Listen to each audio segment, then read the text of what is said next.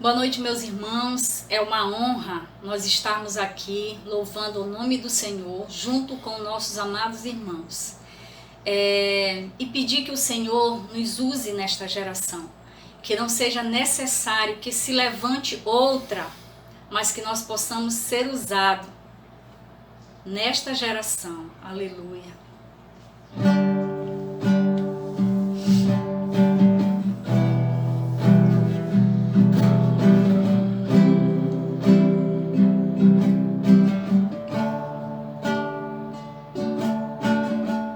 Que não passe de nós o teu Espírito, que tudo o que foi dito a nós venha se cumprir, que não seja preciso que se levante outra geração, que vá avante, venha sobre nós e realize o teu querer.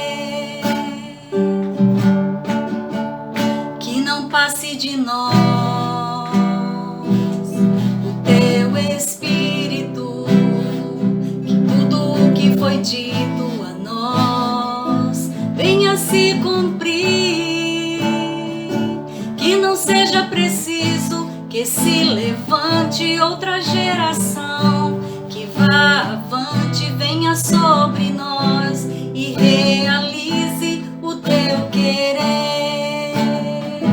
Geração de adoradores, queremos ser sacerdócio santo para te oferecer o perfeito louvor em nossas vidas, fluir o teu querer.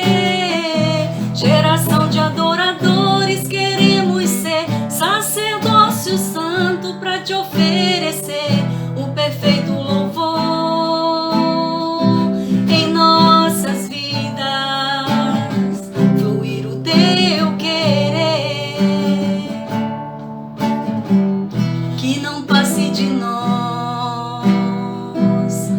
Teu Espírito, que tudo o que foi dito a nós venha se cumprir, que não seja preciso que se levante outra geração, que vá avante, venha sobre nós e realize o teu querer. Geração de adoradores, queremos ser sacerdócio santo para te oferecer um perfeito louvor em nossas vidas, fluir o teu querer. Geração de adoradores, queremos ser sacerdócio santo para te oferecer um perfeito louvor em nossas vidas.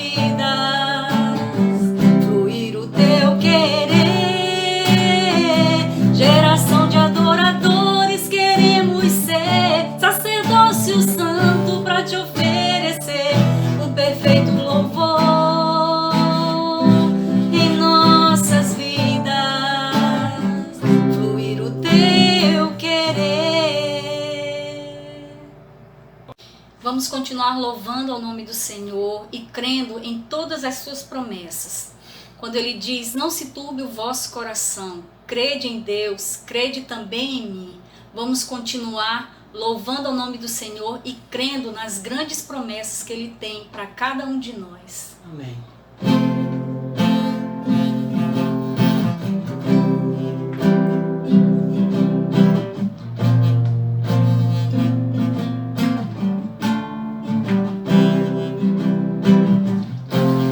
Não se turbe o vosso coração, crede em Deus e também em mim.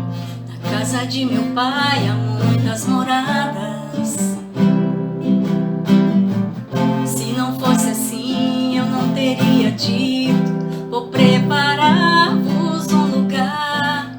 Eu virei e vos levarei para mim mesmo. Vós conheceis o caminho para onde eu vou. Eu sou o caminho.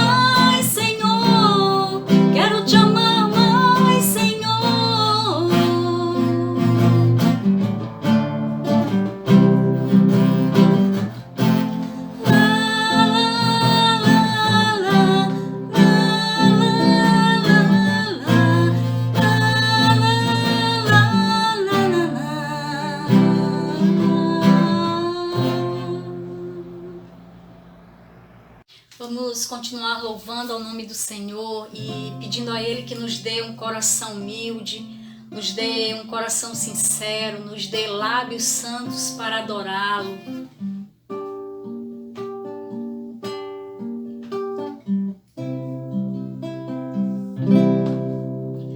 Faz proezas entre nós, realiza teus milagres, nos traz o impossível,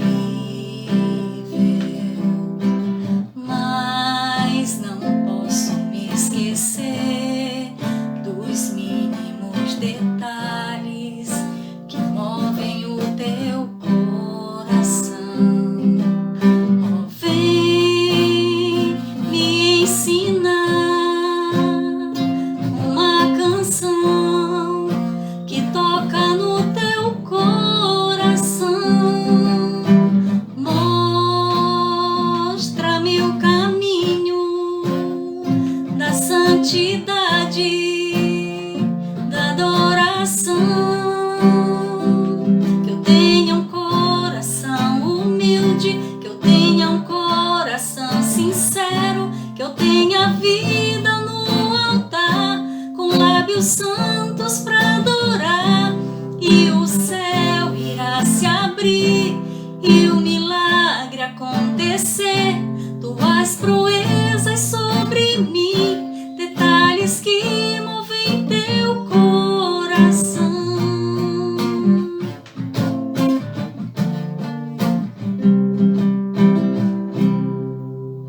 Faz proezas entre nós, realiza teus milagres, nos traz o impossível, mas não posso me esquecer dos mínimos detalhes que movem o teu coração. Vem me ensinar uma canção que toca no teu coração. Mostra-me o caminho da santidade, da adoração. Que eu tenha um coração humilde, que eu tenha um coração sincero, que eu tenha vida no altar, com lábios santos para adorar. E o céu irá se abrir e o milagre acontecer. Tuas proezas sobre mim, detalhes que movem teu coração.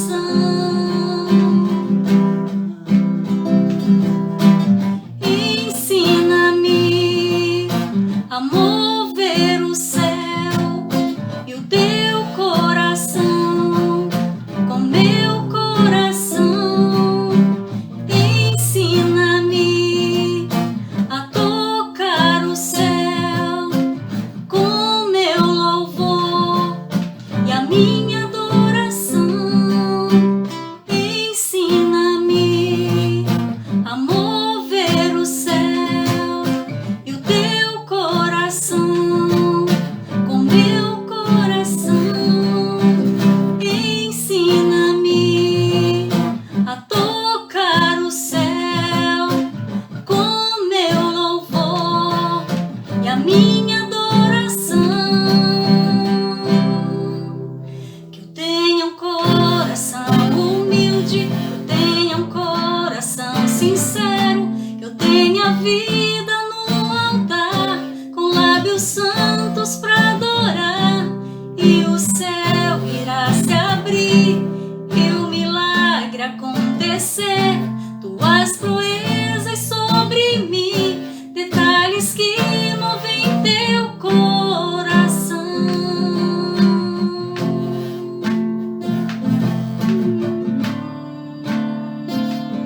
Aleluia, Senhor. Nos dá, Deus, um coração humilde, Senhor. Que nós possamos, Senhor, sermos verdadeiros adoradores, ó Deus.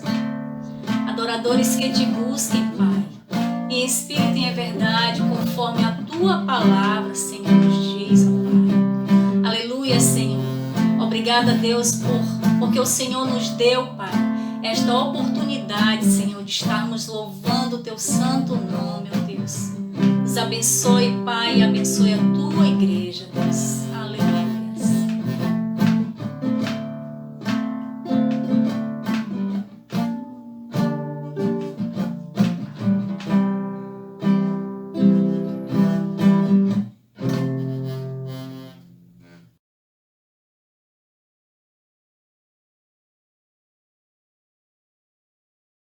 Todos, em nossa meditação de hoje da série Aprendendo com os Desconhecidos, queremos absorver algumas verdades sobre a fé que professamos e a fé que vivemos.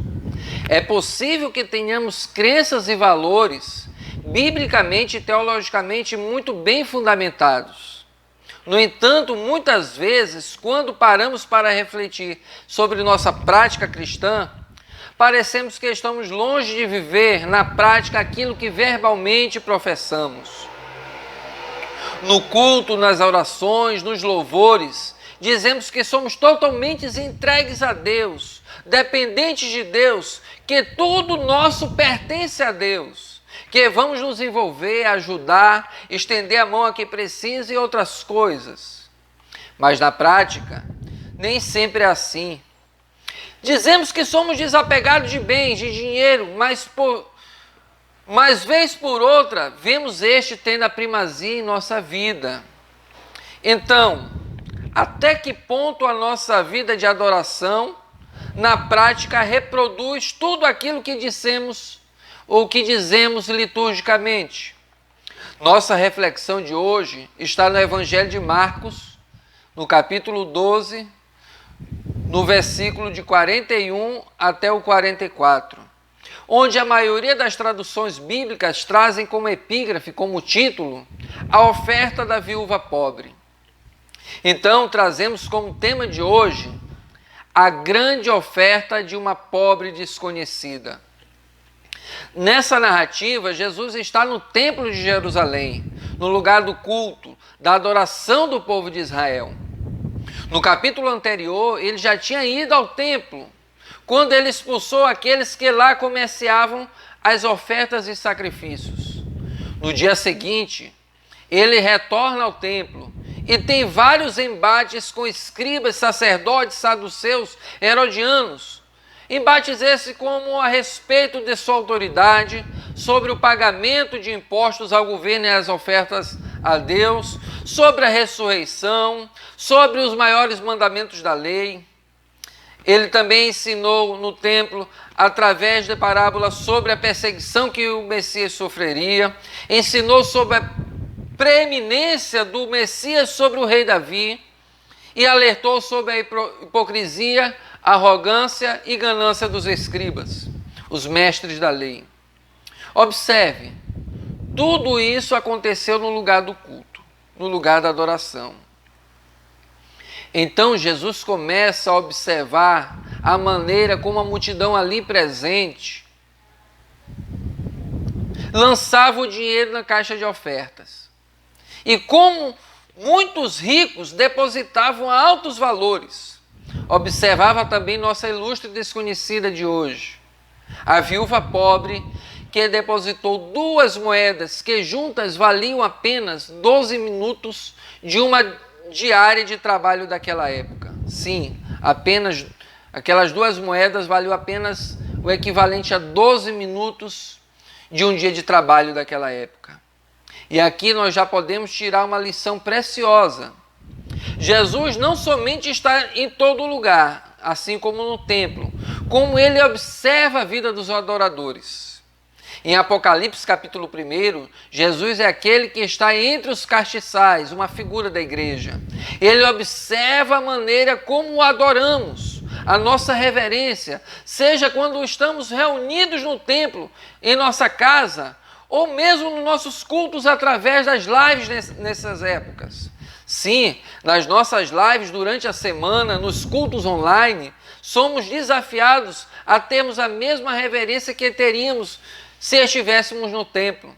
Afinal de contas, as nossas lives são os meios que estamos utilizando para adorarmos juntos ao Senhor nesse período de reclusão por conta do coronavírus. Não estamos desapercebidos pelo Senhor da igreja, isso é uma verdade. Ele observa também a maneira como contribuímos, quanto contribuímos e principalmente a motivação com que contribuímos.